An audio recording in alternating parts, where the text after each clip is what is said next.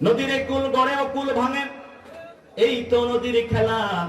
সকাল বেলার ধনী রে তুই, ফকির সন্ধ্যা বেলা, ঠিক কিনা?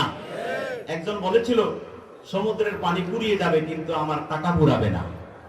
এখন দেখতেছি সমুদ্রের পানি ঠিকই আছে, উনি ধরা খেয়েছেন, ঠিক কিনা? আমার ভাইয়েরা, আমরা এখানে সকলে একত্রিত হয়েছি, বসতে পেরেছি, এই ক্ষমতা দিয়েছেন কে? আবার এখান থেকে উঠে দাঁড়াতে পারবো এরকম কোন গ্যারান্টি আমাদের আছে? বাড়িতে যথাযথভাবে ফিরে যেতে পারবো কোন গ্যারান্টি আছে? সুতরাং আমাদের জানমাল হলো ক্ষণস্থায়ী, তুচ্ছ মাল। এই তুচ্ছ মালের বিনিময়ে আল্লাহ আপনাকে চিরস্থায়ী জান্নাত দিয়ে দিচ্ছে, যে জান্নাতের মূল্য আল্লাহ রাসূলের সহিহ হাদিস, জান্নাতের এক টুকরা জায়গা, জান্নাতের ভিতরে একটি, আমাদের সকাল বেলায় মুক্তব যে উস্তাদে ছড়ি ব্যবহার করেন, লাঠি ব্যবহার করেন, ব্যাত বলি আমরা এটাকে, ব্যাত বলি না? এই ব্যাত রাখার জন্য যেটুকু জায়গা খরচ হয়, আল্লাহ রাসূল বলেন এই ছড়ি রাখবার মতো যে জায়গাটুকু লাগে, জান্নাতের এই পরিমাণ জায়গা দুনিয়ার আসমান, সাত আকাশ, সাত জমিন, আকাশের এবং জমিনের মাঝখানে যত সম্পদ আছে এগুলো বিক্রি করলো ওই জান্নাতে ছড়ি রাখার জায়গার মূল্য হবে না। আসসালামু আলাইকুম ওয়া রাহমাতুল্লাহি ওয়া বারাকাতুহু। আলহামদুলিল্লাহ الحمد لله نحمده ونستعينه ونستغفره ونعوذ بالله من شرور أنفسنا ومن سيئات أعمالنا من يهده الله فلا مضل له ومن يضلله فلا هادي له ونشهد أن لا إله إلا الله ونشهد أن سيدنا وسندنا وحبيبنا وطبيبنا وطبيب أرواحنا ومولانا محمدا عبده ورسوله الذي أرسله بالحق بشيرا ونذيرا وداعيا إلى الله بإذنه وسراجا وقمرا منيرا أما بعد فقد قال الله تعالى في كلامه المجيد وفي فرقانه الحميد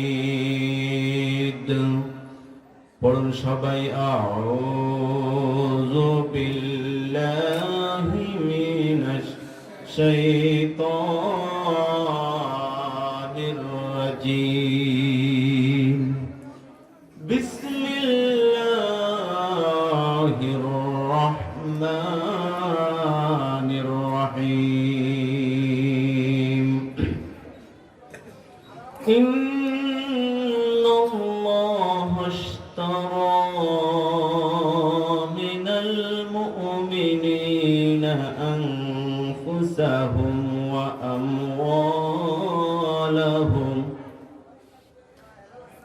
আমওয়ালাহুম বিআন্না লাহুমুল জান্নাহ يقاتلون في سبيل الله فيقتلون ويقتلون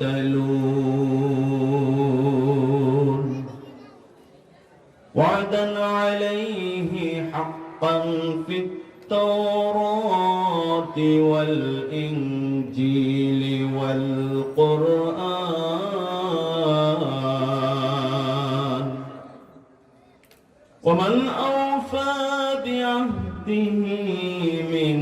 الله فاستبشروا ببيعكم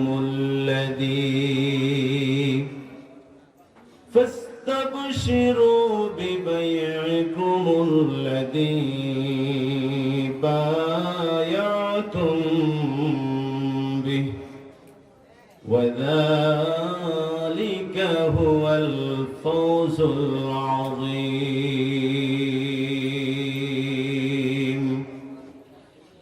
التائبون العابدون الحامدون السائحون الراكعون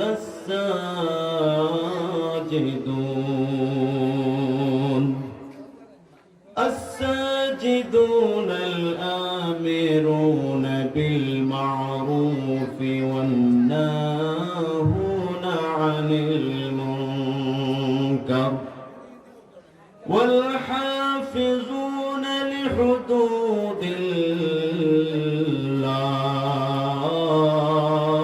الله وبشر المؤمنين. صدق الله المولانا العظيم. وقال رسول الله صلى الله عليه وسلم: أفضل الجهاد كلمة حق عند سلطان جائر، أو كما قال عليه الصلاة والسلام. وقال تعالى في شان حبيبه آمرا ومخبرا: إن الله وملائكته يصلون على النبي يا أيها الذين آمنوا صلوا عليه وسلموا تسليما. اللهم صل على مولانا محمد وعلى آل مولانا محمد। সকলে মহব্বতের সাথে মন প্রাণ উজাড় করে প্রিয় নবীর শানে দরুদ পড়ি।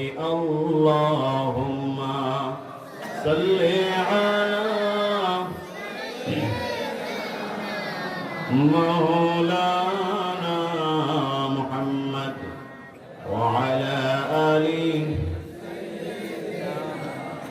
مولانا محمد।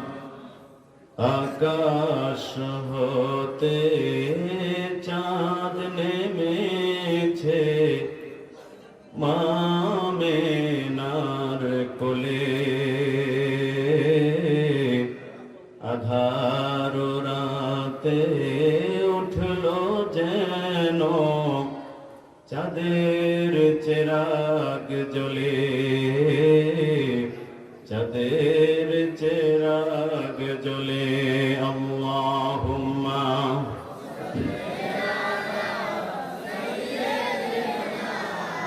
مولانا محمد وعلى آل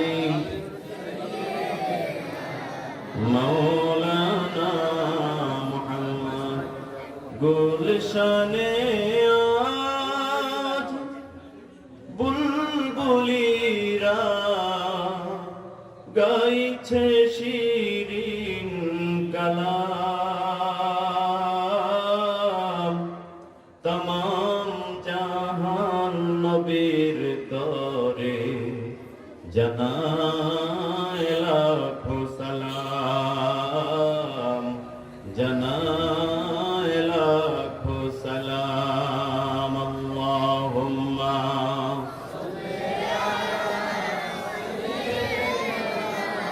مولانا محمد سيدنا मुझे कुछ मिले या ना मिले मोहम्मद मिले, यानी वो शय जिससे अल्लाह मिले। बलगल उला बिकमालिही कशफत दुजा बिजमालिही, हसनत जमीउ खिसालिही, सल्लु अलैहि व आलिहि, सल्लिमू या कौम बल सल्लु अला सदरिल अमीन, मुस्तफा मा जाअ इल्ला रहमतल लिल आलमीन। আলহামদুলিল্লাহ, ঐতিহ্যবাহী লতিফগঞ্জ বাজার ব্যবসায়ী ও যুব সমাজের উদ্যোগে আয়োজিত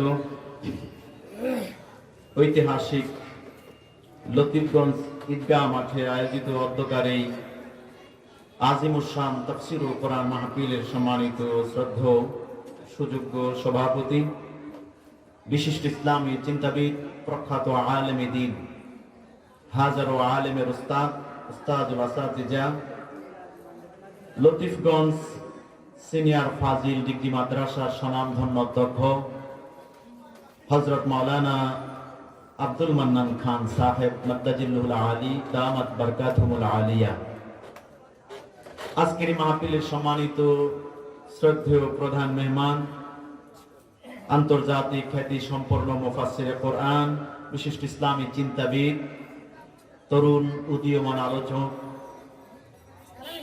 ঢাকা থেকে আগত আলহাজ হযরত মাওলানা কামরুল হাসান শাহিন সাহেব মাদ্দাজিল্লুল আলী,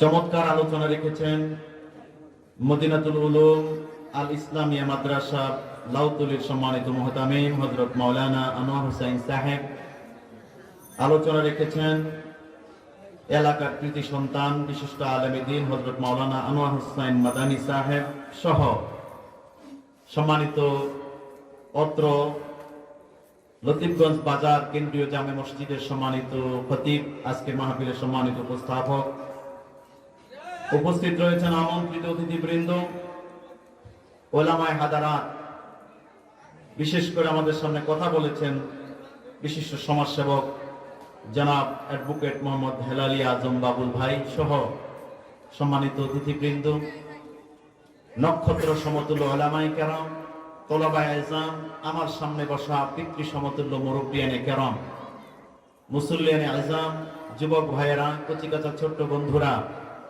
বাজারের সম্মানিত ব্যবসায়ী ভাইয়েরা, পর্দার আলের সম্মানিতা সরলা সবলা সর্বগুণে গুণান্বিতা শ্রদ্ধেয়া মা ও বোনেরা, সকলের প্রতি অন্তঃস্থল থেকে ভক্তি ভরা সালাম। আসসালামু আলাইকুম ওয়া রাহমাতুল্লাহি ওয়া বারাকাতুহু। আপনারা সবাই কেমন আছেন? সবাই ভালো আছেন? আমাদেরকে ভালো রেখেছেন কে? জোরে আওয়াজ দিয়ে বলেন। সুস্থ রেখেছেন কে? এই মহামারী করোনা ভাইরাসের মাঝেও এখনো বাঁচিয়ে রেখেছেন কে? লাখ লাখ মানুষ এই মহামারীতে মৃত্যুর মিছিলে সামিল হয়েছেন, ঠিক কিনা? অসংখ্য মানুষ অসুস্থতা ভুগছেন। সে অবস্থায় আল্লাহ সুবহানাহু ওয়া তাআলা আমাদেরকে হায়াতের বরকত দিয়ে, সুস্থতা দিয়ে, সুস্থতার নেয়ামত দিয়ে এখনো বাঁচিয়ে রেখেছেন। শুধু তাই নয়, আজকের এই জান্নাতের বাগানে আমাদেরকে আসার এবং বসার মতো তৌফিক দান করেছেন, শক্তি সামর্থ্য দিয়েছেন। তার অনাদি অনন্ত অপুরন্ত অপরিসীম নেয়ামত রাজি দিয়ে এখন আমাদেরকে সুস্থ রেখেছেন। আমরা সকলে খুশি না বেজার? যিনি আমাদেরকে নেয়ামত দিয়ে বাঁচিয়ে রেখেছেন সেই মনিবের দরবারে শুকরগুজার করা দরকার আছে না নাই? আজকের এই জান্নাতের বাগানে আসতে পেরে আমরা সকলে খুশি না বেজার? কায় মনোবাক্যে হৃদয় মন উজাড় করে প্রাণ খুলে আকাশ বাতাস বিমোহিত করে পড়ে নেই আলহামদুলিল্লাহ। রব্বানা লাকাল হামদ হামদান কাসীরা তাইয়্যিবান মুবারাকান ফি ইয়া রাব্বি লাকাল হামদু কামা ইয়ানবাগি লিজালালি ওয়াজহিকা ওয়া আযীমি সুলতানিক। প্রশংসা হলো কার? সকালে ঘুম থেকে উঠে প্রশংসা হবে কার? ঘুমাতে যাওয়ার সময় প্রশংসা কার? সকল কাজের শুরুতে প্রশংসা কার? শেষ করে প্রশংসা কার? মানুষের মাথায় বাড়ি দিয়ে প্রশংসা কার? মানুষের মাথায় বাড়ি দেওয়া যাবে? তো সেখানে প্রশংসা বুঝে আল্লাহর হবে। আল্লাহ বলছে মানুষের মাথায় বাড়ি দেওয়া ফুসকে আমাদেরকে ধরে রাখতে হবে, আবেগ দিয়ে চলবে না, বিবেকও লাগবে, ঠিক কিনা? আল্লাহ সুবহানাহু ওয়া তাআলা আমাদেরকে সদা সর্বদা তার প্রশংসা জ্ঞাপনের তৌফিক দান করুন। আজকের এই মাহফিলটি আমাদের এলাকার সকল মানুষের নাজাতের জারিয়া বানিয়ে দিন। বিশেষ করে যারা আয়োজন করলেন, বাজার ব্যবসায়ী এবং যুব সমাজ, এদের জন্য আমরা প্রাণ খুলে কলিজা দিয়ে দোয়া করি, আল্লাহ যেন এদের সকলকে কোরআনের খাদেম হিসেবে কবুল করেন। এই মাহফিল খান আমাদের ইহজগৎ এবং পরজগতের কামিয়াবের উসিলা হিসেবে আল্লাহ যেন কবুল করে নেয়। আমার ভাইরা, কোরআন মাহফিলের আওয়াজ শুনতে ভালো লাগে না খারাপ লাগে? আওয়াজ শুনতে ভালো লাগে না খারাপ লাগে? সবার ভালো লাগে তো? খারাপ লাগে কার কার? একটু হাত তুলে দেখে। মারহাবা, একজনের হাত তুলছে। খারাপ লাগে আপনাদের? সবাই সজাগ সচেতন, কিন্তু একজন হয়তো ভুল করেছেন, এটা উনি ভুল বুঝেছেন। তা আমরা সকলের কাছে কোরআনের আওয়াজ শুনতে ভালো লাগে, ঠিক কি না? কার কার কাছে কোরআনের আওয়াজ শুনতে ভালো লাগে হাত তুলে আল্লাহকে দেখায়। আল্লাহু আকবার, আল্লাহ যেন কবুল করে, বলি আমিন।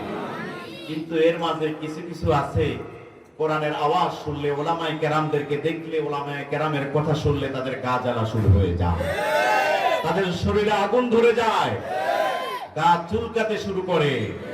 এটা মুনাফিকের চিহ্ন, ঠিক কি না?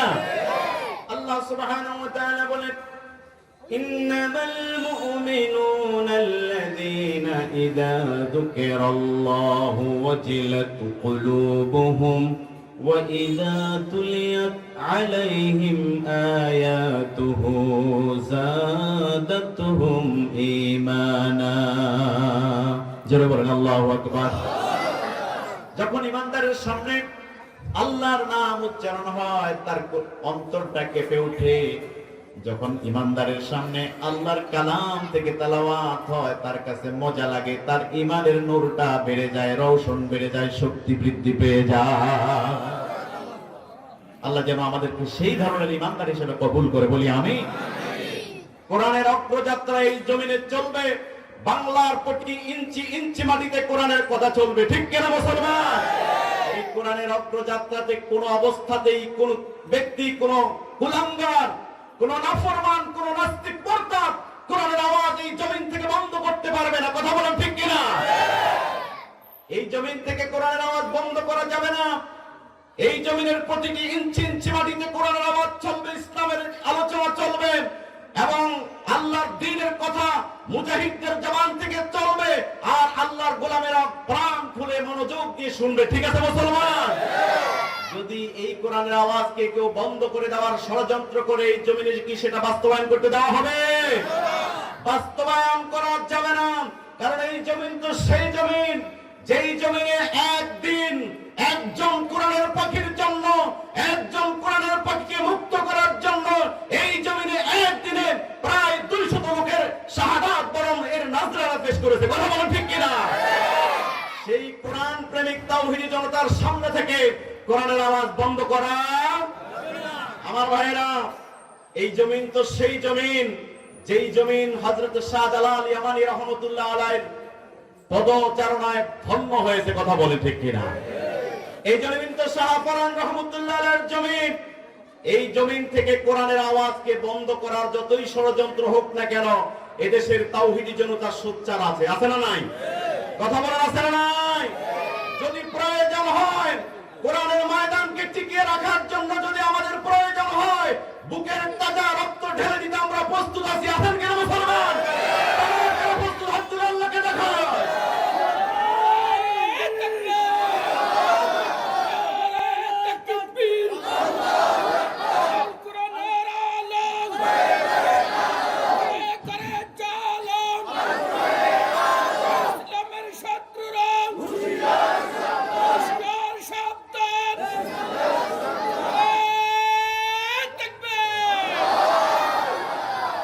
আগে দেখতাম সারি সারি ভাটিয়ালি গান বাদ্য থিয়েটারের আয়োজন হতো, সেগুলোই জমিন থেকে আস্তে আস্তে দূর হয়েছে, কোরআনের আলো ছড়িয়ে গিয়েছে আলহামদুলিল্লাহ। কথা বলেন ঠিক কিনা?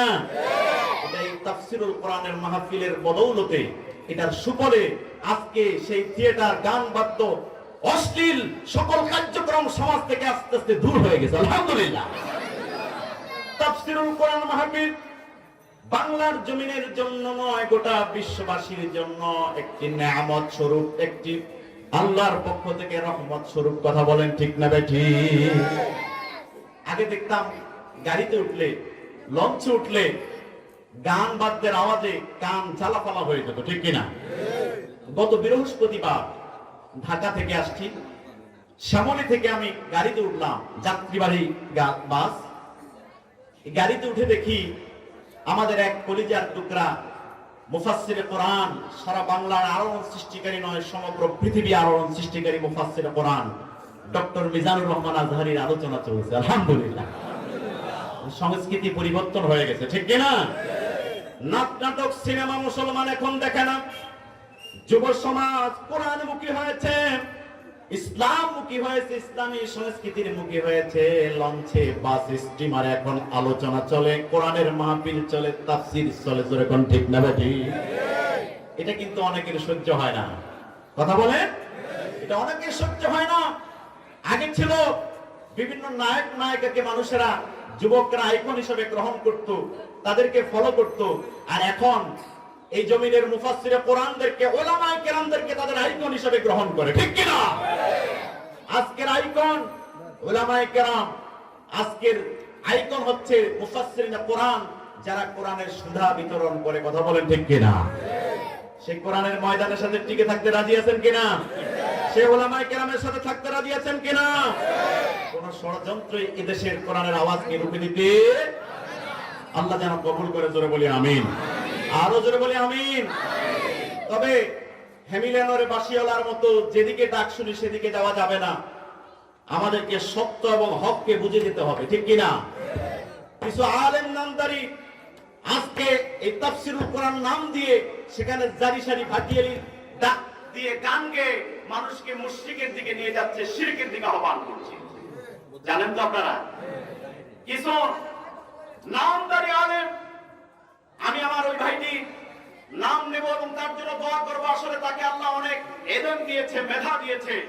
কেন যেন মাঝে মধ্যে ভাইরাল হওয়ার জন্য এই জাতীয় আজে বাজে কথাগুলো বলে থাকেন, সেই মুফতি গিয়াসউদ্দিন তাহেরি, ঠিক কিনা?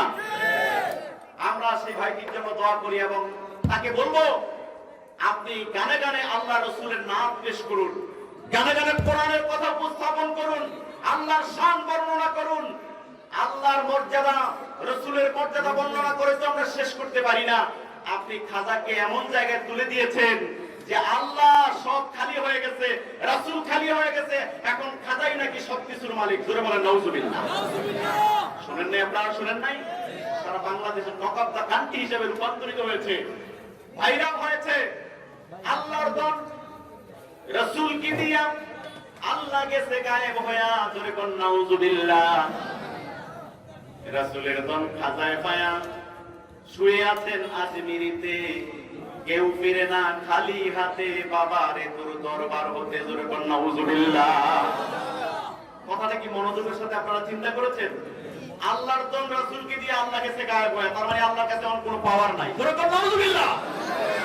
রাসূলের দন খাজায় পাইয়া শুয়ে আছে আজমিরে, সব রাসূল সাল্লাল্লাহু আলাইহি ওয়াসাল্লাম খালি হয়ে গেছেন, এখন সব সম্পদ পেয়ে গেছে কে? নাউজুবিল্লাহ বলতেন না? এখন কেউ ফিরে না খালি হাতে, খাজারে তোর দরবার হতে, জোরে বল নাউজুবিল্লাহ। আমার ভাইরা, খাজা তো দূরের কথা, এই পৃথিবীর যত পীর মাশায়েখ রয়েছে, যত আউলিয়ায়ে কেরাম রয়েছে, আমরা উলামায়ে কেরাম, আউলিয়ায়ে কেরামের বিরুদ্ধে নয়, কারণ এই দেশ ইসলাম প্রচার করেছেন আউলিয়ায়ে কেরাম। কথা বলেন ঠিক না বেঠিক? হক্কানি আউলিয়ায়ে কেরামদেরকে আমরা শ্রদ্ধা করি, তাদেরকে অনুসরণ করি, দোয়া করি। কিন্তু এই সকল আউলিয়ায়ে কেরামকে একত্রিত করলে সমগ্র পৃথিবী এক পাল্লায় যদি দেওয়া হয়, আর আল্লাহ রাসূল সাল্লাল্লাহু আলাইহি ওয়াসাল্লামের একজন সাহাবীর একটা জুতাকে যদি আরেক পাল্লায় রাখা হয়, ওই সাহাবীর জুতার সমপরিমাণ আউলিয়া কেরামের ওজন হবে না, ঠিক কি না?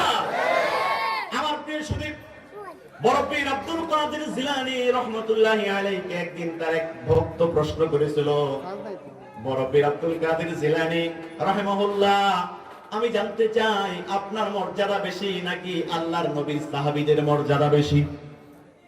বড় পীর আব্দুল কাদের জিলানী তিনি বলেছিলেন, ও আমার ভক্ত শুনে রাখো, ও আল্লাহর বান্দা শুনে রাখো, আমার মর্যাদা সাহাবীর চেয়ে এত বেশি।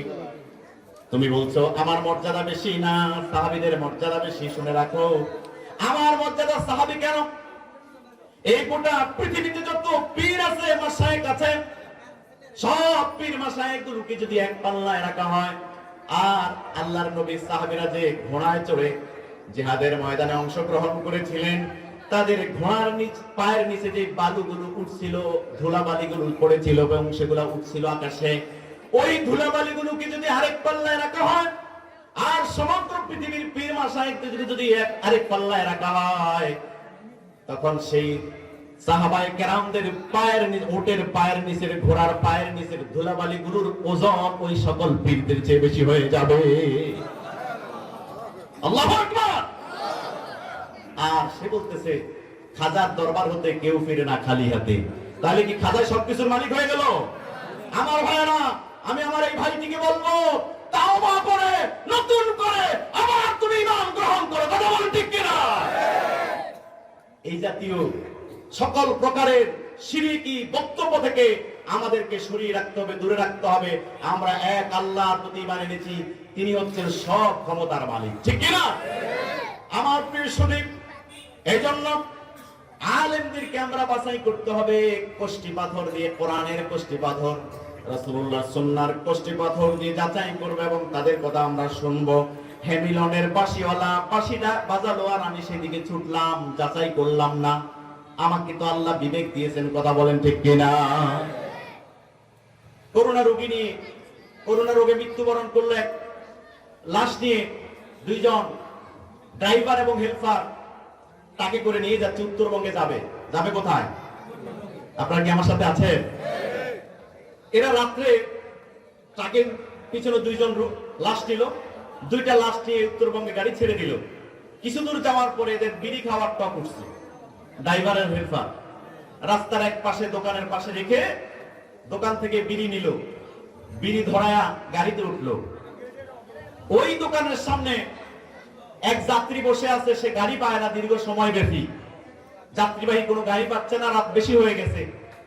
ড্রাইভার আর হেল্পার বিড়ি খাইতে গেছে, এই অবস্থা দেখে সে কি করলো, সঙ্গে সঙ্গে ওই ট্রাকের পিছনে ওই লাশের সাথে উঠে বসলো। এখানে যে লাশ আছে অন্ধকারের ভিতরে সে বুঝতে পারে নাই, দেখে নাই। সে চিন্তা করলো গাড়ি যেহেতু ওই দিকে যাবে, আমিও গাড়িতে উঠে বসি। ড্রাইভার আর হেল্পার চলে আসলেন, এরা এসে বিড়ি টানতেছে আর গাড়ি ছাড়লো। গাড়ি উদ্যগতিতে উত্তরবঙ্গের দিকে রওনা করলো। কিছুক্ষণ পরে যিনি প্যাসেঞ্জার হিসেবে লাশের গাড়িতে উঠে বসলেন, তারও বিড়ির নেশা উঠে গেছে, সে বিড়ি ধরাইছে। হেল্পার পিছনের দিকে নজর দিয়ে দেখে, এরা তো জানে না এখানে যে একজন প্যাসেঞ্জার উঠছে, কথা বোঝেন না? হেল্পার পিছনের দিকে নজর দিয়ে দেখতেছে যে পিছনে একজনে বসে বিড়ি টানতেছে। হেল্পার তার ওস্তাদকে বলতে, ওস্তাদ ওই দেখেন লাশ, ওইটা তো আমাদের মতো বিড়ি খেতেছে। কে খাইতেছে? ওস্তাদ পিছনের দিকে নজর করে দেখে সর্বনাশ, মুর্দাও জিন্দা হয়ে বিড়ি টানতেছে আমাদের মতো। সর্বনাশ, গেট খুলতে দেরি, ওস্তাদ সার্কিট দুইজনে গাড়ি থেকে নেমে দৌড় দিতে দেরি হয় না। যিনি বিড়ি টানছেন প্যাসেঞ্জার হয়ে, তিনি চিন্তা করলেন সর্বনাশ, না জানি কোনো বিপদ, এরা দৌড় দিল কেন? আর আমি যদি বসে থাকি ওদের বিপদ আমার উপরে আইসা পড়বো। সেও নাইমা দিয়েছে, ওদের পিছনে পিছনে দৌড়। এবার ড্রাইভার আর হেডফোন চিন্তা করলো সর্বনাশ, লাশ তো আমাদেরকে দৌড়াইতেছে, আরো দিল কিচ্ছা দৌড়।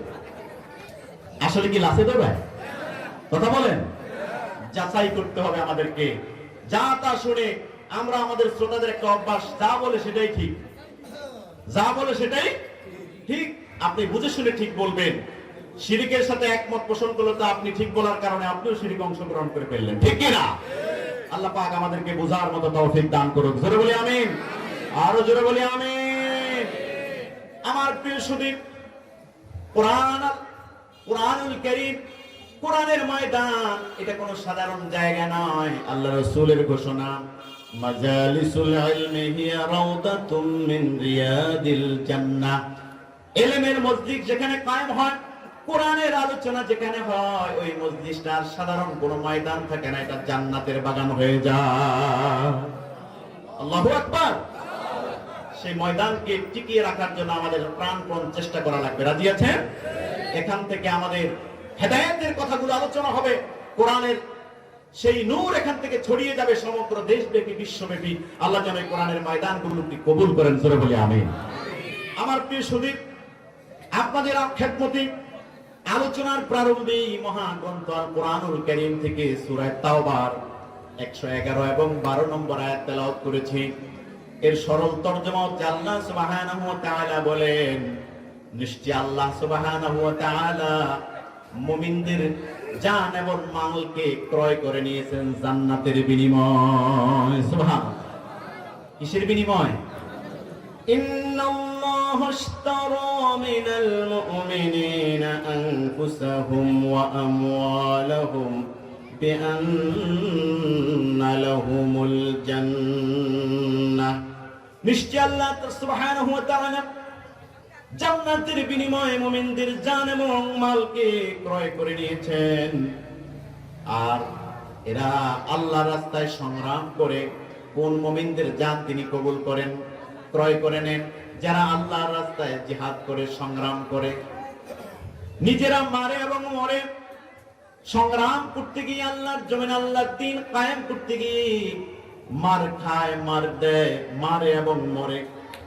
এই জান্নাতের অঙ্গীকার, ওয়াদা আল্লাহ সুবহানাহু ওয়া তাআলা মুমিনদের জন্য করেছেন তাওরাতে, ইনজিলে এবং আমার আপনার মহাগ্রন্থ জীবন বিধান আল কোরআনুল কারীমের ভিতরে।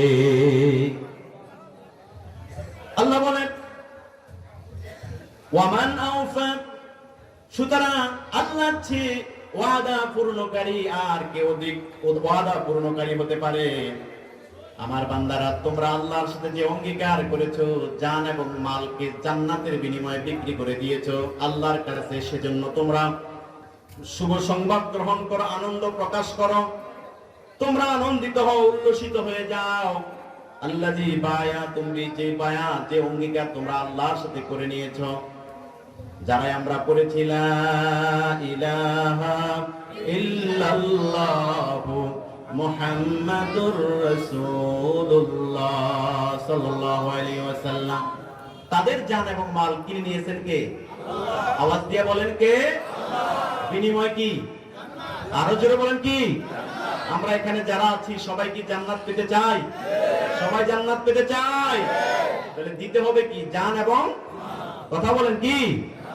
আল্লাহ কিনে নিয়ে নিয়েছেন, বিনিময় হচ্ছে আল্লাহর জান্নাত।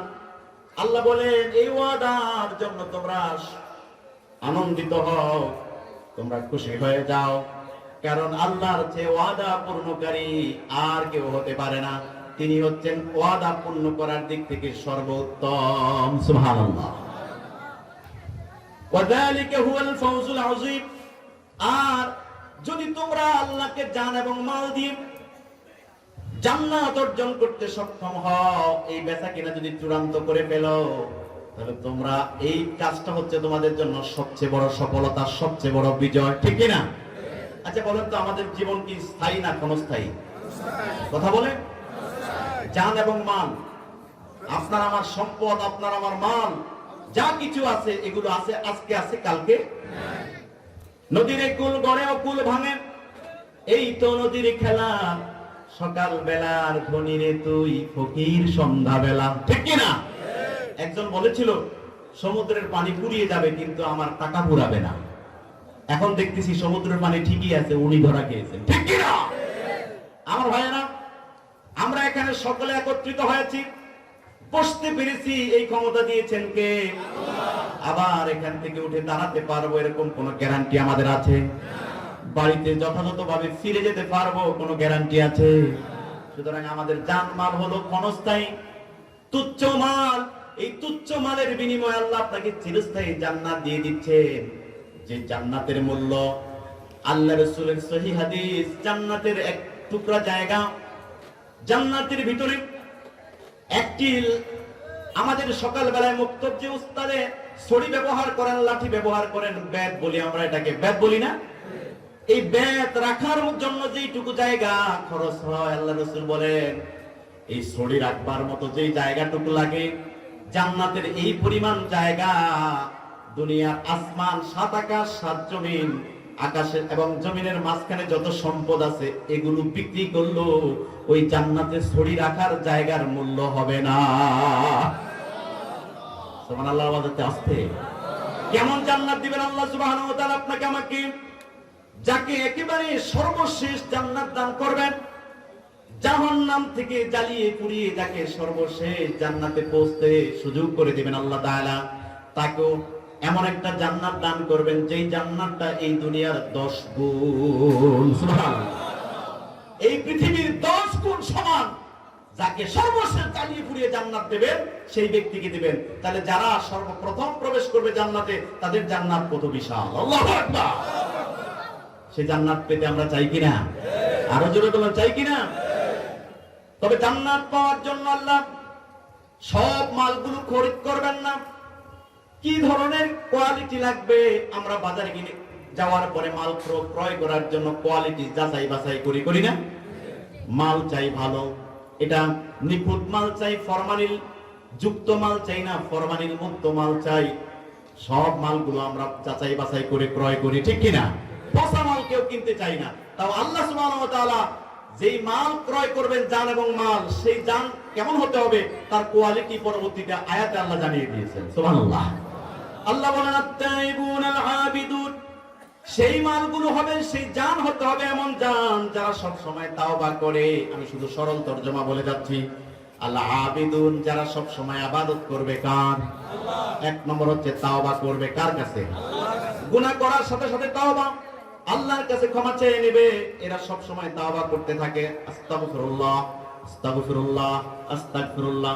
আমরা আল্লাহর কাছে ক্ষমা চাই, করতে পারি তো এগুলো? প্রিয় সুধী, এরা তওবা করে। 2 নম্বর হচ্ছে আবেদুন, এরা সব সময় আল্লাহর গোলামি করে। 3 নম্বর আল্লাহর প্রশংসা জ্ঞাপন করে, আলহামদুলিল্লাহ আলহামদুলিল্লাহ, সুবহানাল্লাহ সুবহানাল্লাহ। কার প্রশংসা? আল্লাহ।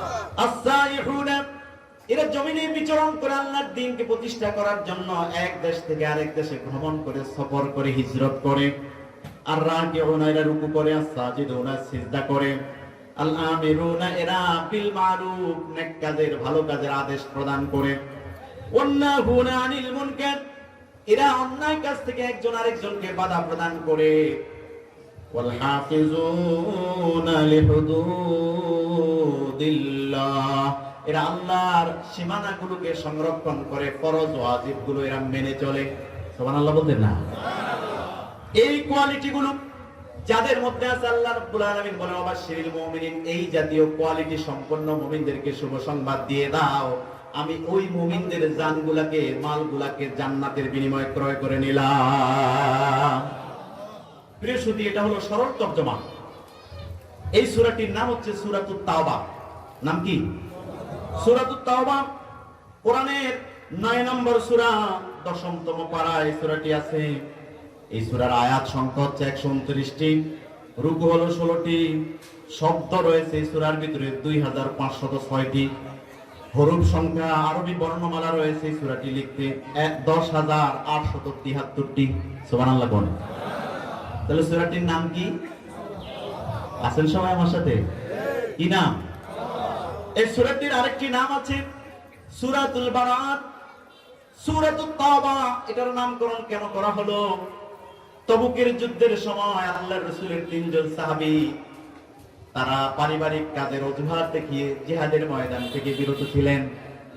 জিহাদের ময়দানে যোগদান করতে তারা বিলম্ব করেছিলেন, যেতে পারেন নাই। হেলাল বিন উমাইয়া, কাব বিন মালিক, মুরারা ইবনে রবি, এই 3 জন সাহাবীর ব্যাপারে জিহাদের থেকে এসে রাসূলুল্লাহ সিদ্ধান্ত দিলেন, আমার সাহাবীরা, এই 3 জনকে আমরা সামাজিক ভাবে বয়কট করলাম। এদের সাথে কোনো লেনদেন হবে না, বেচা কিনা হবে না, কথাবার্তা হবে না, সালাম কালাম হবে না। এমনকি এরা সালাম দিলেও আমরা সালামের জবাব নেব না। জোরে কোন আল্লাহু আকবার। আচ্ছা, এইভাবে যদি সমাজের সব মানুষ এই তিনজন লোককে বয়কট করে রাখি চলতে পারে? এরা অনুশোচনায় পড়ে গেল, সঙ্গে সঙ্গে আল্লাহর কাছে তওবা করতে লাগলো, নবীর কাছে ক্ষমা চাইলেন। রাসূলুল্লাহ ক্ষমা করলেন না, কোন সাহাবী তাদের সাথে কথা বলে না। পরিশেষে ওই তিনজন সাহাবী মসজিদে নববীর বারান্দায় অবস্থান শুরু করে দিলেন। মসজিদে নববীর পিলারের সাথে নিজেদেরকে বেঁধে নিলেন আর আল্লাহর কাছে তওবা করতে লাগলেন।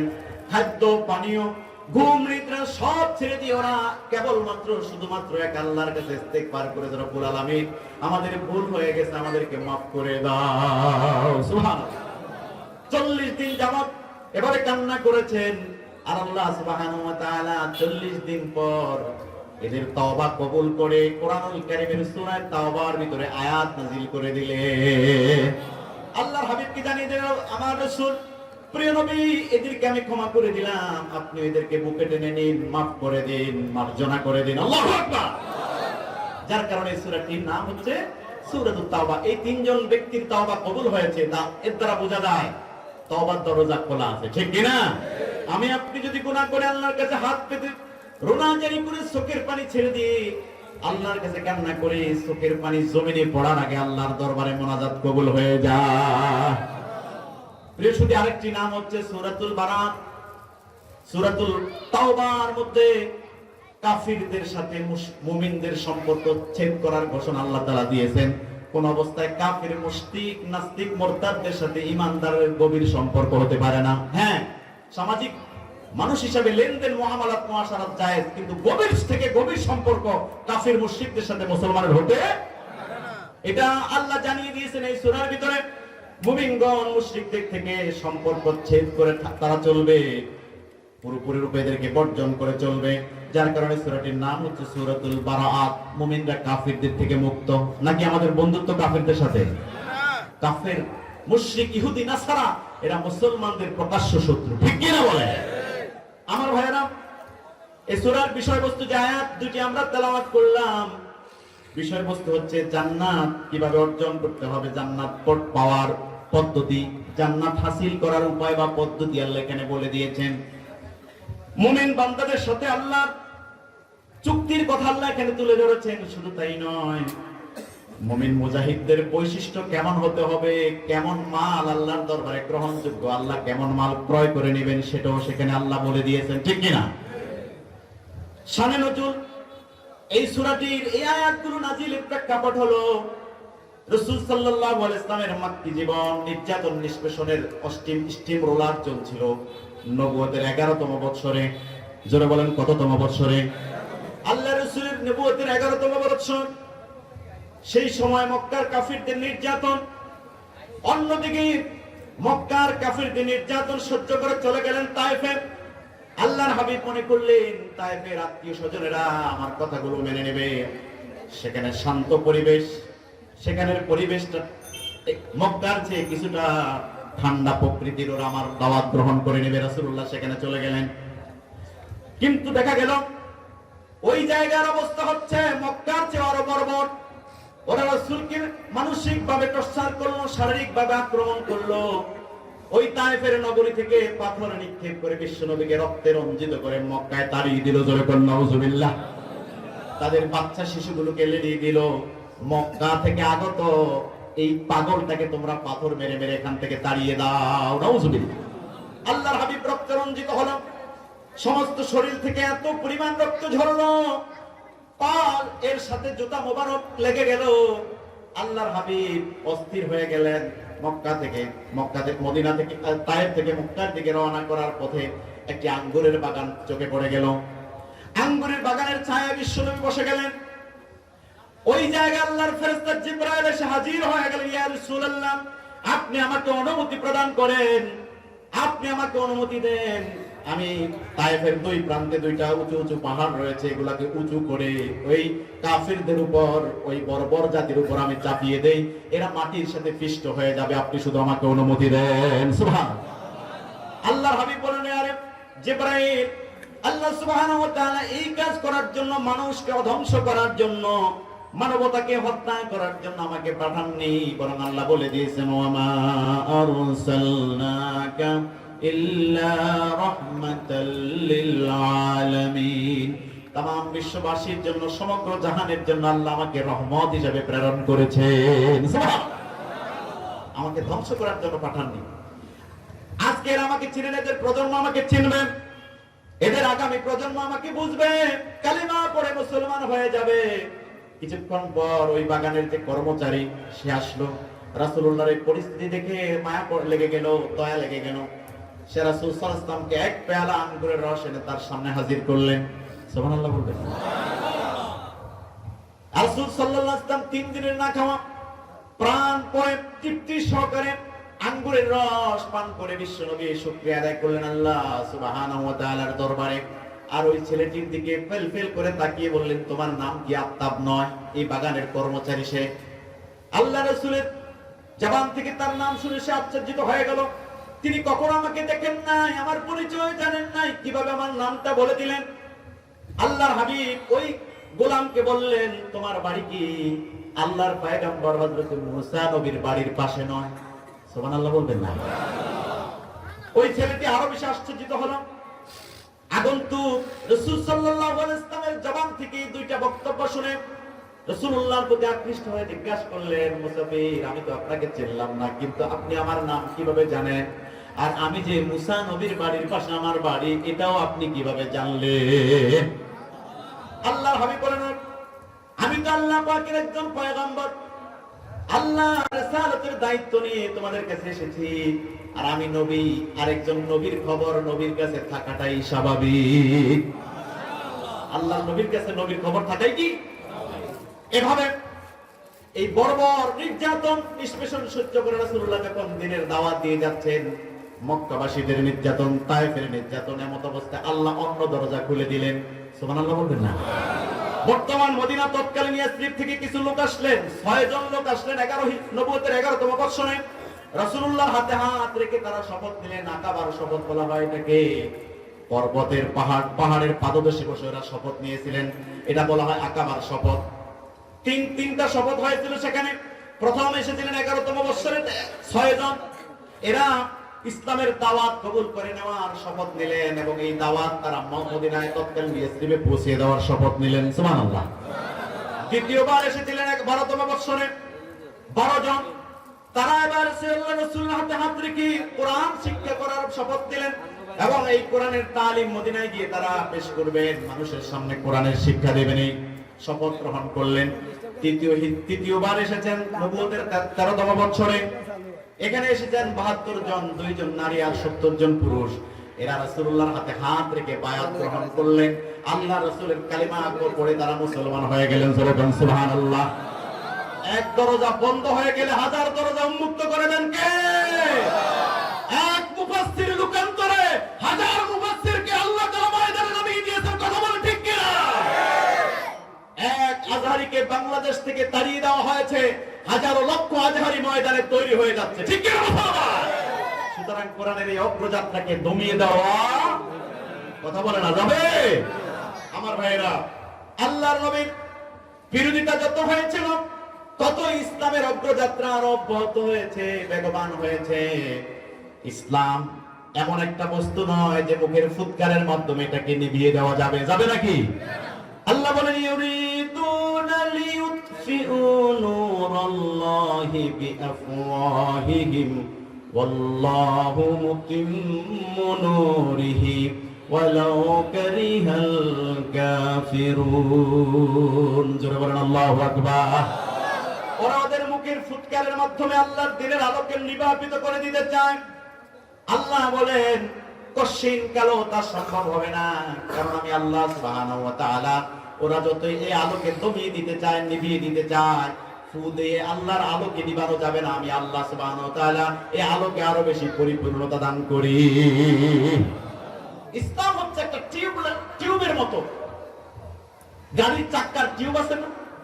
এই টিউবের ভিতরে হাওয়া দিয়ে আপনি যদি এটাকে পানিতে ডাবাইতে চান, বারবার ডাবাবেন, কিন্তু এটাকে নিচে থাকবে না উপরে উঠে আসবে? কথা বলে না? আমার ভাইয়েরা, ইসলাম হচ্ছে একটা অঙ্কুর বীজ। এটাকে মাটির নিচে চাপা দিবেন তো এটাকে ঢালপালা নিয়ে আরো সবিস্তারে এটা আরো বড় হয়ে উঠবে। কথা বলেন ঠিক কিনা? চারা গাছ বীজ মাটির নিচে পুঁতে দেওয়া হয়, আবার সেখান থেকে গজিয়ে অনেক বড় শাখা প্রশাখা নিয়ে সে আরো বেশি উদ্ভাসিত হয়ে উপরের দিকে উঠে। আল্লাহু আকবার।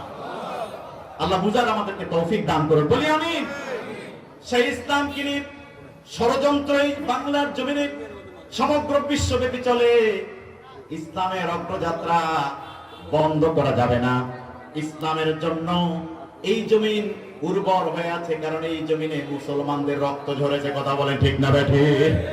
তাওহীদি জনতার রক্তে রঞ্জিত হয়ে এই জমিন উর্বর হয়ে আছে। এই জমিন থেকে ইসলামের আলো দূরে সরানো যাবে না, নিভিয়ে দেওয়া যাবে না। কথা বলেন ঠিক কিনা? এদেশ 1947 সালে ব্রিটিশ লাল চামড়াওয়ালাদেরকে তাড়িয়ে দেওয়ার জন্য এদেশের দামাল ছেলেরা বুকের তাজা রক্ত ঢেলে দিয়ে চামড়াওয়ালা লাল চামড়াওয়ালাদেরকে থামিয়ে দিয়েছে, তাড়িয়ে দিয়েছে। ঠিক কিনা? এদেশের মানুষ প্রতিবাদী মানুষ, তাওহীদি জনতা, এরা হককে বাস্তবায়ন করার জন্য সবসময় সোচ্চার। 1952 সালে ভাষা আন্দোলনের মায়ের ভাষাকে চিনিয়ে আনার জন্য এদেশের তাওহীদি জনতা, আপমর জনতা এদের বুকের তাজা রক্ত ঢেলে দিয়ে মায়ের ভাষাকে চিনিয়ে এনেছে। ঠিক কিনা মুসলমান? শুধু তাই নয়, 1971 সালে এদেশের আপমর জনতা লক্ষ লক্ষ বাঙালি তাদের বুকের তাজা রক্ত ঢেলে দিয়ে লাল সবুজের পতাকাকে তারা চিনিয়ে এনেছে। স্বাধীন সার্বভৌম সুজলা সুফলা এই প্রিয় মাতৃভূমির ভূখণ্ডকে তারা দখল করেছে। কথা বলেন ঠিক কিনা? বিজয় চিনিয়ে এনেছে। আমরা পেয়েছি সুন্দর মাতৃভূমি, আমরা পেয়েছি স্বাধীনতা। যদি আবার প্রয়োজন হয় ইসলাম এবং ইসলামী সভ্যতাকে, ইসলামী সংস্কৃতিকে বাস্তবায়ন করার জন্য, কোরআনের সম্মানকে ময়দানে টিকিয়ে রাখবার জন্য, কোরআনকে বুলন্দ করার জন্য, একামতে দিন আল্লাহর দ্বীনকে প্রতিষ্ঠা করার জন্য যদি প্রয়োজন হয়, আবারও সকল তাওহীদি জনতা বুকের তাজা রক্তগুলো ঢেলে দিতে প্রস্তুত আছে। আছেন কিনা? কারা কারা প্রস্তুত? আব্দুল আল্লাহকে দেখায়। তাকবীর, আল্লাহু আকবার, লিল্লাহ তাকবীর, আল্লাহু আকবার। আল কোরআনের আলো ঘরে ঘরে জ্বালো, আল হাদিসের আলো ঘরে ঘরে জ্বালো, দুনিয়ার মুসলিম নারায়ে তাকবীর, আল্লাহু আকবার। প্রিয় ভাইয়েরা আমার, এজন্য আল্লাহ সুবহানাহু ওয়া তাআলা যতই তার দিনকে লোকেরা নির্বাপিত করে দিতে চায়, আল্লাহ এই দিনকে আরো বেশি উদ্ভাসিত করবেন। আল্লাহ সুবহানাহু ওয়া তাআলা আয়াতে বলেন, ইন্না নাহনু নাযালনা যিকরা ওয়া ইন্না লাহু লাহাফিজুন। ইন্না নাহনু নাযালনা যিকরা ওয়া ইন্না লাহু লাহাফিজুন। এই কোরআন নাযিল করেছেন কে? আরো জোরে বলেন কে? এই কোরআনের হেফাজতের দায়িত্ব নিয়েছেন কে? আমার ভাইরা, সুতরাং এই কোরআনকে নিশ্চিহ্ন করা, ইসলামকে নিশ্চিহ্ন করা, ইসলামকে বিতাড়িত করা। ইসলাম আছে যেখানে আমরা আছি। রাজি মুসলমান? রাজি? আল্লাহ যেন কবুল করেন বলে আমিন। এখানে আসেন, বায়াতি শপথ গ্রহণ করার পরে শানে নজুল বলছিলাম, ওই ৭২ জন সাহাবী মদিনা থেকে এসে আল্লাহ রাসূলের হাতে হাত রেখে বায়াত নিলেন। এরা এবার আল্লাহর হাবিবকে বলেন, ইয়া রাসূলুল্লাহ, ইয়া হাবিবাল্লাহ, মক্কায় তো আপনার প্রতি নির্যাতন চলছে, এবার চলে আসেন আমাদের ইয়াসরিবে, আমরা আপনাকে আশ্রয় দান করব, আপনি সেখানে গিয়ে নিশ্চিন্তে নিরিবিলি আল্লাহর দ্বীনের দায়িত্ব পালন করবেন। আল্লাহর হাবিব বলেন, সাহাবীরা, ও ইয়াসরিবের অধিবাসীরা, আমি যেতে প্রস্তুত, তবে সত্য হচ্ছে দুইটা। জোরে বলেন কয়টা? এক নম্বর সত্য হলো তোমরা এক আল্লাহর বন্দেগী করতে হবে, গোলামি করবে কার? আর ২ নম্বর সত্য হচ্ছে আমি নবী মুহাম্মদ সাল্লাল্লাহু আলাইহি ওয়াসাল্লামের হেফাজত করতে হবে। সত্য ১ নম্বর আল্লাহর ইবাদত, ২ নম্বর সত্য হলো রাসূলের হেফাজত। সুবহানাল্লাহ। সেখান থেকে একজন সাহাবী বললেন, হযরত আব্দুল্লাহ ইবনে রাওয়াহা রাদিয়াল্লাহু তাআলা আনহু বললেন, ইয়া রাসূলুল্লাহ, আমরা এই সত্য দুইটা যদি মেনে নেই, আল্লাহর ইবাদত এবং নবীর হেফাজতের দায়িত্ব যদি আমরা ইয়াসরিববাসীরা মেনে নেই, গ্রহণ করি, তাহলে আমাদের জন্য কি পুরস্কার, কি বিনিময় আমাদের জন্য আল্লাহর পক্ষ থেকে? আল্লাহর হাবিব এই প্রশ্নের যখন সম্মুখীন হলেন, সঙ্গে সঙ্গে আল্লাহ তাআলা জিবরাইলকে নিয়ে কোরআনুল কারীমের সূরা তাওবার 111 এবং 12 নম্বর আয়াত নাযিল করে দিলেন। ইয়া রাসূলুল্লাহ, আপনি জানিয়ে দিন, ইন্নাল্লাহা ইশতারা মিনাল মুমিনিনা আনফুসাহুম ওয়া আমওয়ালাহুম বিআন্না লাহুমুল জান্নাহ। নিশ্চয় আল্লাহ মুমিনের জান এবং মাল জান্নাতের বিনিময়ে ক্রয় করে নিয়েছেন। সুবহানাল্লাহ। তোমরা যদি ঈমান আনো, আল্লাহর গোলামি করো, রাসূলুল্লাহর আনুগত্য করো, রাসূলুল্লাহর হেফাজত করো, তোমাদের জন্য আল্লাহর পক্ষ থেকে চিরস্থায়ী জান্নাত। সুবহানাল্লাহ বলবেন না? খুশি হয়ে গেলেন। আল্লাহ রাসূল সাল্লাল্লাহু আলাইহি ওয়াসাল্লামের হাতে হাত রেখে ওনারা রাসূল সাল্লাল্লাহু আলাইহি ওয়াসাল্লামকে বরণ করার জন্য অপেক্ষায় রয়েছেন। রাসূলুল্লাহ হিজরত করবেন। আমার প্রিয় সুধী, পরবর্তী আয়াতের ব্যাখ্যার দিকে আমরা চলে যাই। এই আয়াতের ভিতরে কেন বিচার হয়েছে আল্লাহর সাথে বান্দার, মুমিন বান্দাদের সাথে? কাদের সাথে? এখানে ক্রেতা হলেন কে? আল্লাহ। আপনার আমার জান এবং মাল ক্রয় করে নিয়েছেন, আমাদেরকে বিনিময় হিসেবে জান্নাত দিয়েছেন, ঠিক কি না? আর ক্রেতা হচ্ছেন স্বয়ং আল্লাহ, বিক্রেতা হচ্ছে মুমিনগণ। পণ্য হলো জান এবং মাল, আর এই পণ্যের মূল্য হলো আল্লাহর জান্নাত। কয়টা বস্তু? বেচা কিনা করার জন্য যা যা প্রয়োজন এখানে আছে। আল্লাহ হলেন ক্রেতা, মুমিন বান্দারা হলেন বিক্রেতা। মুমিনদের জানমাল হলো পণ্য, আল্লাহর পক্ষ থেকে জান্নাত হলো তার মূল্য। এবার আসেন, এই মালগুলোকে আদান প্রদান করার জন্য একটা জায়গা লাগে। জায়গাটার নাম কি? বাজার। জায়গাটার নাম কি? বাজারে যাওয়া লাগে না? ক্রেতা মাল কিনবে, বিক্রেতা বিক্রি করবে। স্টোর কিপার সাজানো, মালগুলো সুসজ্জিত করলো, বাছাই করে গ্রহণ করলো, মূল্য দিল, পণ্য নিয়ে বাড়ি ফিরলো। জায়গার প্রয়োজন আছে, বাজার, ঠিক কিনা? প্রিয় সুধী, সেই বাজার আপনাকে আমাকে যেতে হবে। বাজারে গিয়ে আল্লাহর সামনে আপনার আমার জানমালকে উপস্থাপন করতে হবে। সেই বাজারের বর্ণনা আল্লাহ কোরআনের এই আয়াতের সামনে দিয়ে দিয়েছেন। ইউকাতিলুনা ফি সাবিলিল্লাহ ফায়াকতুলুনা ওয়া ইউকতালুন।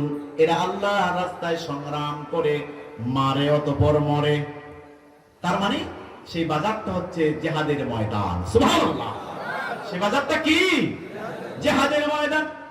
জিহাদ শুনলে আবার আমাদের অনেকের মাথা গরম হয়ে যায়। জিহাদ বলতে শুধুমাত্র তরবারি দিয়ে কারো কল্লা ফেলে দেওয়া তাই নয়, বরং জিহাদ হলো আল্লাহর এই জমিনে আল্লাহর হুকুমকে বাস্তবায়ন করার জন্য প্রাণান্তকর প্রচেষ্টা চালানো, আলোচনার মজলিসে কথা বলা, গানে গানে সত্যের দিকে মানুষকে ডাকা, লিখনের মাধ্যমে ডাকা, বক্তৃতার মাধ্যমে, স্লোগানের মাধ্যমে, দেয়াল লিখনের মাধ্যমে যে কাজগুলো আপনি করবেন এগুলোই জিহাদের অংশ। কথা বলেন ঠিক না ভাই? ঠিক। জিহাদ বলতে শুধুমাত্র বোমা মেরে নিরপরাধ কিছু মানুষকে মেরে ফেলা, জঙ্গি হামলা করে মানুষকে ধ্বংস করে দেওয়া, ইসলাম এই জঙ্গিবাদকে কোনো অবস্থাতেই স্বীকার করে না। বরং আপনি দেখেন রাসূলুল্লাহ সাল্লাল্লাহু আলাইহি ওয়াসাল্লামের জীবদ্দশায় ইসলামের ইতিহাস থেকে বলছি ৬৩টি যুদ্ধ সংঘটিত হয়েছিল। আল্লাহর নবী এই জিহাদের ময়দানে ২৯টি জিহাদে তিনি সরাসরি সেনাপতির দায়িত্ব পালন করেছেন। একটা জিহাদের ময়দানও আক্রমণটা মুসলমান আগে করে নাই, সবগুলা ছিল ডিফেন্সিভ, রক্ষণাত্মক। আক্রমণাত্মক জিহাদ একটা মুসলমান করে নাই। মুসলমানদেরকে আক্রমণ করতে আসলে পরে মুসলমান জান এবং মালকে হেফাজত করার জন্য তারা পাল্টা আক্রমণ করেছে, আত্মরক্ষামূলক ব্যবস্থা নিয়েছে। কথা বলেন ঠিক কিনা? কোন কোন বর্ণনা এসেছে। সুতরাং আজকে যারা ইসলামকে জঙ্গিবাদ হিসেবে আখ্যা দিতে চায়, এরা জিহাদের ভুল অপব্যাখ্যা মানুষের সামনে তুলে ধরে। জিহাদের প্রকৃত অর্থটাকে আমাদেরকে বুঝতে হবে। জিহাদ মানে হচ্ছে প্রাণান্তকর প্রচেষ্টা চালানো, প্রাণান্তকর চেষ্টা সাধনা করে আল্লাহর জমিনে আল্লাহর দ্বীন প্রতিষ্ঠা করার জন্য সময় দেওয়া, অর্থ দেওয়া, আমার জীবন অতিবাহিত করা, এটাই হচ্ছে জিহাদ। কথা বলে ঠিক কিনা? আমার ভাইয়েরা, আপনি দেখেন এই জিহাদের ময়দানে সাহাবায়ে কেরাম কেমন ভূমিকা রেখেছে। রাসূলুল্লাহর জীবনে কোন বর্ণনা আছে ৯৯টি যুদ্ধ হয়েছে।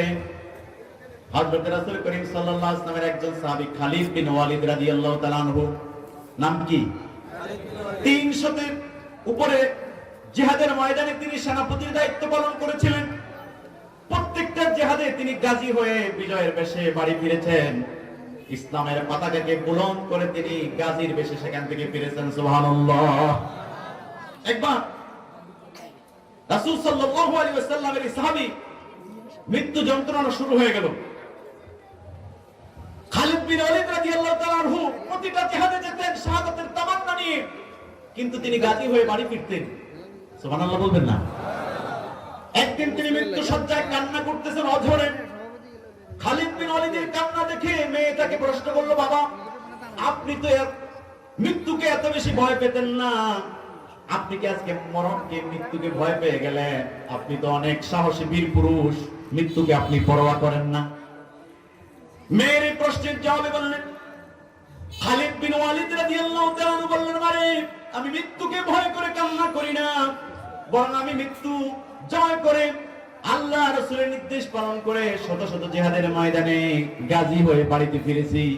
আমার নিয়ত ছিল আমি জিহাদের ময়দানে যাব, আমাকে আল্লাহ কবুল করবেন, সেখানে আমি শহীদ হয়ে যাব আর আল্লাহর জান্নাতের মেহমান হয়ে যাব। কিন্তু সেই জায়গায় আমার মৃত্যু কবুল হয় না, নসিব হয় না। এখন আমার মৃত্যুটা বাড়িতে হচ্ছে, আমি শাহাদাতের মর্যাদা পাচ্ছি না, শাহাদাতের সেই সুমহান মর্যাদা আমি বঞ্চিত হচ্ছি, যার কারণে আমি কান্না করতেছি। সুবহানাল্লাহ। আমি মৃত্যুর ভয়ে কান্না করি না, শাহাদাতের তামান্না ছিল, শহীদ হতে পারি না, এই জন্য কান্না করতেছি। আল্লাহু আকবার। এবং ত্যাগ এবং কুরবানি সাহাবায়ে কেরামের জিন্দেগিতে আল্লাহ রাসূল জিহাদের ডাক দিলেন, যার যার কাছে যা কিছু আছে তোমরা ময়দানে শামিল করো। অর্থনৈতিক ভাবে কে কে কি মাল দিতে পারো, কি অস্ত্র দিতে পারো, কি কে কে শরীক হবে, সকলের নাম জমা দাও। এভাবে সাহাবায়ে কেরাম জিহাদের ময়দানে যাওয়ার জন্য নাম জমা দিচ্ছেন। মাল আসবাব রাসূলুল্লাহর সামনে রাসূলুল্লাহর খেদমতে জমা করতেছেন। একজন মহিলা, তার কোলের শিশুকে একজন মহিলা সাহাবী নেই। আল্লাহ রাসূলকে বলে, ইয়া রাসূলুল্লাহ, আমার স্বামী আগের যুদ্ধে শাহাদাত বরণ করেছেন। ঘরের ভিতরে জিহাদে যাওয়ার মতো পুরুষ কোনো উপযুক্ত বয়স্ক কোনো পুরুষ লোক নেই, আমার আর কোনো সন্তান নাই, কোলের শিশুটা আছে, আপনি আপনার জিহাদে আমার এই কোলের শিশুটাকে নিয়ে যান। সুবহানাল্লাহ। আল্লাহর হাবিব বললেন, মাগো তোমার এই শিশু সন্তানকে জিহাদে নিয়ে আমার কি লাভ হবে? সে তো ঘোড়ায় চড়তে পারবে না, তরবারিও চালাতে পারবে না, তাকে আমাকে জিহাদে নিয়ে কি লাভ হবে? ওই মহিলা বললেন, ইয়া রাসূলুল্লাহ, ইয়া হাবিবাল্লাহ, আমার এই সন্তানটি ঘোড়ায় চড়তে পারবে না, তরবারি চালাতে পারবে না, সত্য কথা, কিন্তু যখন যুদ্ধ শুরু হয়ে যাবে কাফের মুশরিক আপনার দিকে তরবারি চালাবে, তীর নিক্ষেপ করবে, ওই কঠিন পরিস্থিতিতে আমার এই সন্তানটিকে আপনি ঢাল হিসাবে আপনার সামনে ব্যবহার করবে। আমার সন্তানটি শাহাদাতের তামান্না, শাহাদাতের পেয়ালা পান করে দুনিয়া থেকে চলে যাবে, কিয়ামতের ময়দানে আমি একজন শহীদের মা হিসেবে আল্লাহর সামনে বুক উঁচা করে দাঁড়াতে পারবো। সুবহানাল্লাহ, আল্লাহু আকবার। এই ছিল সাহাবায়ে কেরামের নজরানা। উহুদের ময়দানে বিশ্বনবীর সংবাদ প্রকাশিত হয়ে গেছে, রাসূলুল্লাহ শহীদ হয়ে গেছেন, রাসূলুল্লাহ আর বেঁচে নাই। এক মহিলা সাহাবী পেরেশান হয়ে বাড়ি থেকে বের হয়ে গেলেন। কিছু দূর যাওয়ার পরে তিনি খবর পেলেন তার স্বামী শহীদ হয়েছেন। তিনি প্রশ্ন করলেন মহিলাকে, যিনি সংবাদ দিয়েছে যে আপনার স্বামী শাহাদাত বরণ করেছে, বলল, আমি এটা জানতে চাই না, আমি শুনতে চাই আমার রাসূল পৃথিবীতে আছে কিনা। সুবহানাল্লাহ। তিনি এরপরে আরো দৌড়াতে লাগলেন। কিছু দূর যাওয়ার পরে খবর পেলেন যে তোমার সন্তান উহুদের ময়দানে শহীদ হয়ে গেছে। মহিলাটি বলল, আমি এই খবর জানতে আসি নাই, আমি জানতে চাই বিশ্বনবী এখনো বেঁচে আছে কিনা। স্বামী সন্তানকে হারিয়ে ফেলেছে, কোনো দুঃখ নাই, বিশ্বনবী এখনো জিন্দা আছে কিনা। শাহাদাতের মর্যাদা আমার স্বামী এবং সন্তান পেয়েছে, দুঃখ নাই, আমার বিশ্বনবী পেয়ারা পৃথিবীতে এখনো জিন্দা আছে কিনা সেটা আমি জানতে চাই। সুবহানাল্লাহ। এই ছিল সাহাবায়ে কেরামদের কুরবানি, ত্যাগ। আমার ভাইয়েরা, সেই খুন যারা ইসলাম, তাদের ত্যাগ এবং কোরবানির কারণে আমরা এখন মুসলমান, ঠিক কিনা? এখন আমাদের মুখে দাড়ি, মাথায় আমাদের টুপি, লম্বা পাঞ্জাবি, কোরআন আমাদের সামনে আমাদের মূল মন্ত্র। ওদের ত্যাগের বিনিময়ে যে ইসলাম এসেছে, সেই ইসলামকে নিশ্চিহ্ন এই পৃথিবীর জমিন থেকে কেউ করতে পারবে না। পারবে মুসলমান? সেই ইসলামকে বুলন্দ করার জন্য যদি ডাক চলে আসে, আবার ময়দানে ঝাঁপিয়ে পড়তে তাওহীদি জনতা রাজি আছে কিনা? আল্লাহকে দেখায়। আল্লাহ যেন আমাদের সকলকে দ্বীনের জন্য, ইসলামের জন্য কবুল করে নেয় বলে আমিন। আমার প্রিয় সুধী, আল্লাহ রাসূলের একজন সাহাবী হযরত সাদ সালামী রাদিয়াল্লাহু তাআলা আনহু একদিন বিশ্বনবীর কাছে এসে কান্না শুরু করে দিলেন। আল্লাহর হাবিব বললেন, মা ইউবকিকা ইয়া সাদ সালামী, সাদ সালামী কি কারণে তুমি কাঁদছো আমি বুঝি না, কিসে তোমাকে কান্না করাবো? সাদ সালামী বলল, ইয়া রাসূলুল্লাহ, আজ থেকে নিয়ে 8 মাস যাবত আপনার কালেমার দাওয়াত পেয়ে মুসলমান হলাম, ঈমান গ্রহণ করে আপনার ইসলামের দলছায় আসলাম। সেই দিন থেকে আপনার একটা সুন্নাতকে জিন্দা করার জন্য আমি চেষ্টা শুরু করে দিয়েছি, এখনো পর্যন্ত সফল হই নাই। বলল, কি সেই সুন্নাত? ওই সাদ সালামী আল্লাহর রাসূলকে বললেন, আমি আপনার একটা সুন্নাত বিবাহ করার জন্য, এই সুন্নাতটাকে বাস্তবায়ন করার জন্য মদিনার দরে দরে ঘুরেছি। কোন বাবা তার কন্যাকে আমার সাথে বিবাহ দিতে রাজি না, কোন কন্যাও আমার সাথে বিবাহ বসতে রাজি না, কারণ আমি কালো, গরীব, কুৎসিত চেহারা, আমার চেহারার ভিতরে বসন্তের দাগ, অন্যদিকে কালো চেহারা নিগ্র, অন্যদিকে আমার অর্থ সম্পদ নাই, কেউ আমার কাছে তার মেয়ে বিয়ে দেয় না। এই জন্য আমি এই সুন্নাত পালন করতে পারি না, না জানি আমাকে জাহান্নামে জ্বলতে হয় কিনা। সুবহানাল্লাহ বলবেন না? সুন্নাত যদি আমি পালন করতে না পারি, তাহলে তো হয়তো আমাকে জাহান্নামে জ্বলতে হবে। ইয়া রাসূলুল্লাহ, জাহান্নাম আমি সহ্য করতে পারবো না, জাহান্নামের আগুন আমি সইতে পারবো না। প্রিয় সুধী, আল্লাহ রাসূল বললেন যে সাহাবী, তুমি ধৈর্য ধারণ করো, কারণ তুমি যে সুন্নাতের মহব্বত অন্তরে লালন করতেছো, জাহান্নাম তোমাকে স্পর্শ করতে পারবে না। আর তুমি অবশ্যই জাহান্নাম থেকে আল্লাহ তোমাকে নাজাতের ব্যবস্থা করে দিবেন। আর তুমি চিন্তা করো না, তোমার বিবাহ এই মদিনার সবচেয়ে সুন্দরী যে নারী, যে ষোড়শী যুবতী নারী আছে, সেরকম সুন্দরী রূপসী তোমার স্ত্রী হয়ে যাবে। সুবহানাল্লাহ। চিন্তা করো না, কান্না বন্ধ করো। সাদ সালামী তিনি শান্ত হয়ে গেলেন, আল্লাহ রাসূলকে বললেন, ইয়া রাসূলুল্লাহ, তাহলে আমার সাথে কে বিবাহ দিবেন? আল্লাহ রাসূল বললেন, যাও, মদিনার শ্রেষ্ঠ সম্পদের মালিক আমর বিন ওয়াহাব, আমার সাহাবী, তার একটা সুন্দরী রূপসী কন্যা আছে, তার কাছে গিয়ে বলো, আমার রাসূল আমাকে পাঠিয়েছেন আপনার কন্যাকে আমার সাথে বিয়ে দেওয়ার জন্য। সুবহানাল্লাহ বলবেন না? আল্লাহ রাসূলকে বললেন, ইয়া রাসূলুল্লাহ, আমি মুখে বলবো কিভাবে, আপনি একটু লিখিত দিয়ে দেন। রাসূল সাল্লাল্লাহু আলাইহি ওয়াসাল্লাম একজন সাহাবীর মাধ্যমে লিখে আমর ইবনে ওয়াহাবের কাছে সাদ সালামীকে প্রেরণ করে দিলেন। সাদ সালামী আমর বিন ওয়াহাবের কাছে গিয়ে পত্র উপস্থাপন করলেন। আমর বিন ওয়াহাব এই পত্র দেখে পাত্রের চেহারার দিকে তাকায়, উপর নিচ দিকে তাকায়, আর পাত্রকে বলল, কোন পশ্চিম কালেও এটা কি সম্ভব, আমার এত সুন্দরী কন্যা তোমার মতো একটা কালো ছেলের সাথে, একটি অভাবী ছেলের সাথে, যদি টাকা পয়সা থাকতো কালোটাকে আমি মাইনাস করতাম, মেনে নিতাম, পশ্চিম কালোটা সম্ভব হবে না, আমার দ্বারা এটা সম্ভব হবে না। না না, তিনি তাড়িয়ে দিলেন। রাসূল সাল্লাল্লাহু আলাইহি ওয়াসাল্লামের দরবারে ওই সাদ সালামী চলে গেলেন। রাসূল সাল্লাল্লাহু আলাইহি ওয়াসাল্লামের দরবারে গিয়ে আবার কাঁদতে আরম্ভ করলেন। আল্লাহ রাসূল বললেন যে, সাদ সালামী, কান্না করো না, আমর বিন ওয়াহাব তোমাকে সরিয়ে দিয়েছে, তাড়িয়ে দিয়েছে, দুঃখ করো না। যেই জাহান্নামে যাওয়ার ভয় তুমি করতেছো, আল্লাহ তোমাকে জাহান্নাম থেকে মুক্ত করে দিয়ে জান্নাতে আমি রাসূলের পাশে তোমাকে বসবাস করার সুযোগ করে দেবে। সুবহানাল্লাহ। কিন্তু আমর বিন ওয়াহাব ফিরিয়ে দিয়েছেন, তার কন্যা ছিল অত্যন্ত সতীসাধী, নেককার এক কন্যা, মহিষী এক কন্যা। তিনি বাবার আর ওই আগন্তুক সাদ সালামীর বক্তব্য শুনছিলেন। তিনি বাবার কাছে এসে বললেন, বাবা, আজকে আপনার কাছে যে প্রস্তাব নিয়ে এসেছিল সেটা আমাদের, আপনার জন্য, আমার পরিবারের জন্য নাজাতের উসিলা। বাবা, বিশ্বনবী আপনার কাছে পাত্র প্রেরণ করেছে, আপনি সেটাকে ফিরিয়ে দিয়েছেন।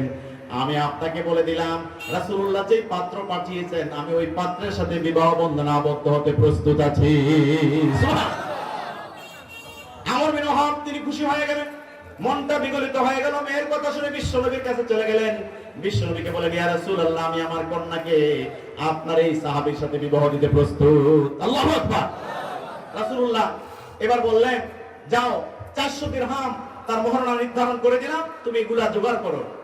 সাদ সালামী বলল, ইয়া রাসূলুল্লাহ, 400 দিরহাম কেন, 40 দিরহামও কখনো আমি এক নজরে দেখি নাই, আমি এত টাকা কই পাবো? আল্লাহ রাসূল বললেন, যাও, চিন্তা করো না, চলে যাও ওসমান রাদিয়াল্লাহু তাআলা আনহুর কাছে, তিনি 200 দিরহাম দিবেন। সুবহানাল্লাহ। আলীর কাছে যাও, তিনি দিবেন 200 দিরহাম। আমার ভাইরা, সাদ সালামী চলে গেল ওসমান রাদিয়াল্লাহু তাআলা আনহুর কাছে। ফাতাহু ওয়া যাদাহু ওসমান।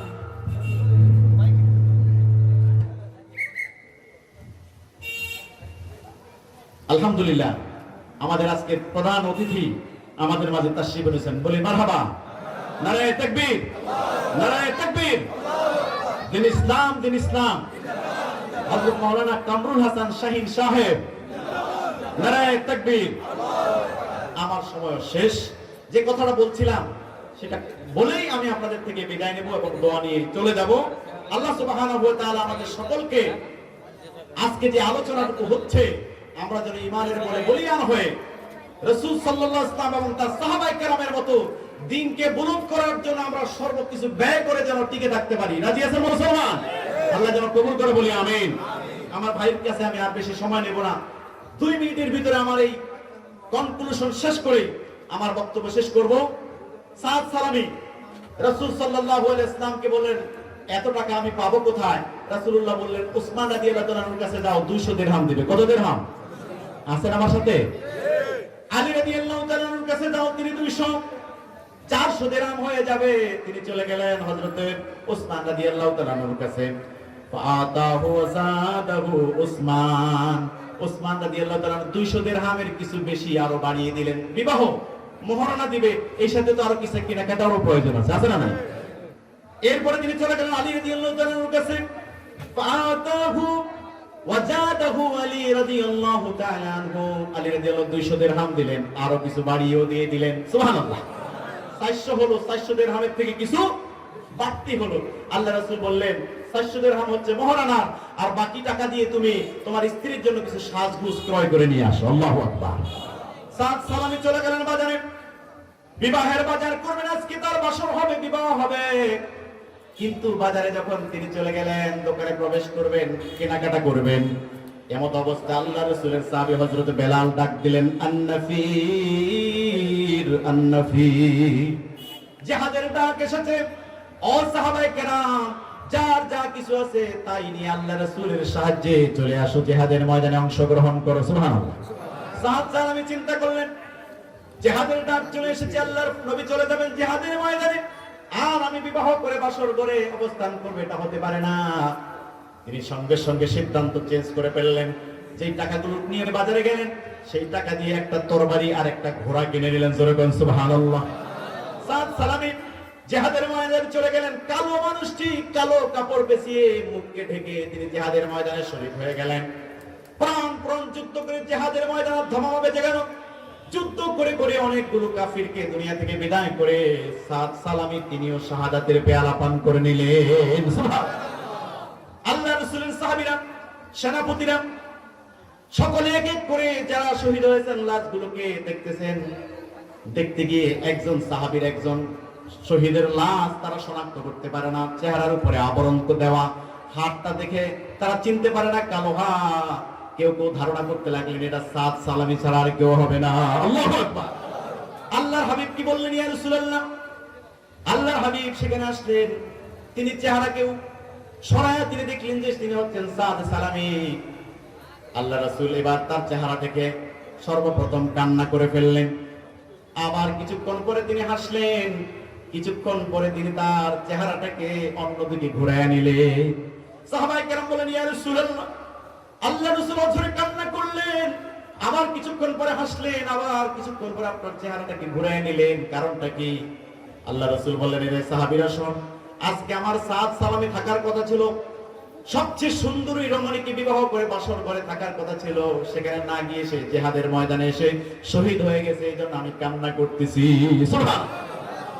এরপরে হেসেছি এই কারণে, আজকে সাদ সালামি দুনিয়ার একজন রমণীকে বিবাহ করত, ষোড়শী রূপসী সুন্দরী নারীকে সে পেত, কিন্তু তার বিনিময়ে আজকে এখানে শহীদ হওয়ার কারণে আল্লাহ জান্নাতের অসংখ্য হুর তার জন্য বরাদ্দ করেছেন, তার বিবাহের আয়োজন চলছে, এই জন্য আমি হাসতেছি।